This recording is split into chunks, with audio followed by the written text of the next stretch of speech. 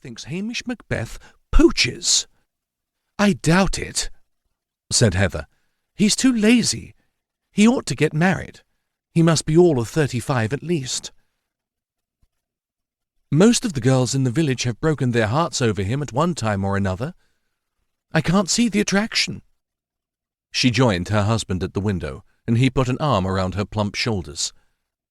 Hamish, Lochdubh's village constable, was strolling along the pier that lay outside the hotel, his hat pushed on the back of his head and his hands in his pockets. He was very tall and thin and gawky. His uniform hung on his lanky frame, showing an expanse of bony wrist where the sleeves did not reach far enough, and a length of woolly argyle sock above large regulation boots.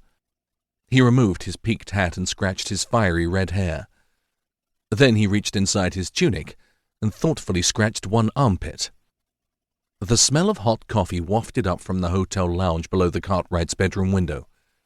It obviously reached the nostrils of the policeman, for Hamish suddenly sniffed the air like a dog, and then started to lope eagerly towards the hotel.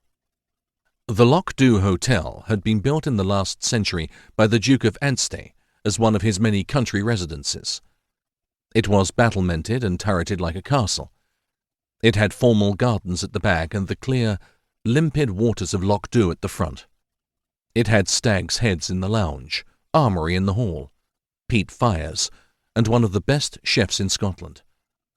Prices were astronomical, but the tourists came in droves, partly because the main road ended abruptly in front of the hotel, making it the only haven in a wilderness of barren moorland and towering mountains. The village of Lochdubh nestled at the foot of two great peaks called the Two Sisters. It was a huddle of houses built in the 18th century to promote the fishing industry in the Highlands. The population had been declining steadily ever since. There was a general store cum post office, a bakery, a craft shop, and 4 churches, each with a congregation of about 5. The police station was one of the few modern buildings. The old police station had been a sort of damp hut. Constable Hamish Macbeth had arrived to take up his duties a year before the fishing school was established.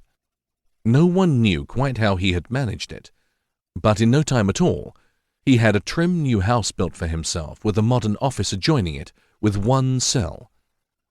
The former policeman had made his rounds on a bicycle. Constable Macbeth had prized a brand-new Morris out of the authorities. He kept chickens and geese and a large, slavering guard dog of indeterminate breed called Towser. Lochdubh was situated in the far northwest of Scotland. In winter it went into a long hibernation.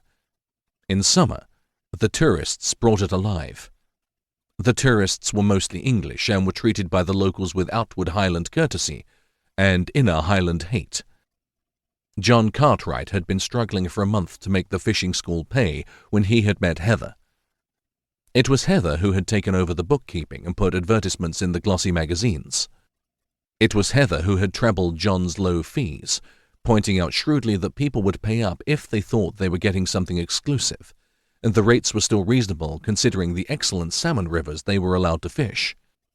It was Heather who had made the whole thing work. She was plump, grey-haired and motherly. Her marriage to John Cartwright was her second.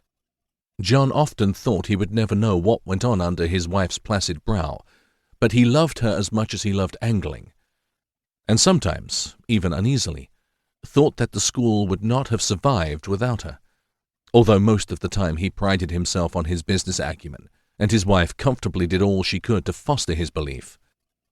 He tugged on his old fishing jacket with its many pockets, picked up his notes, and looked nervously at his wife. "Don't you think we should, meet them together?" "You run along, dear," said Heather. "Give me a shout when you're ready to show them the knots. Once you get started talking, you'll forget to be nervous." John gave her a swift kiss on the cheek and made his way along to the main staircase. He prayed they would be a jolly crowd.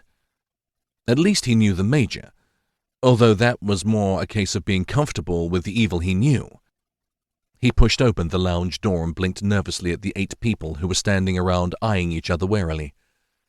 A bad sign. Usually by the time he put in his appearance, they had all introduced themselves.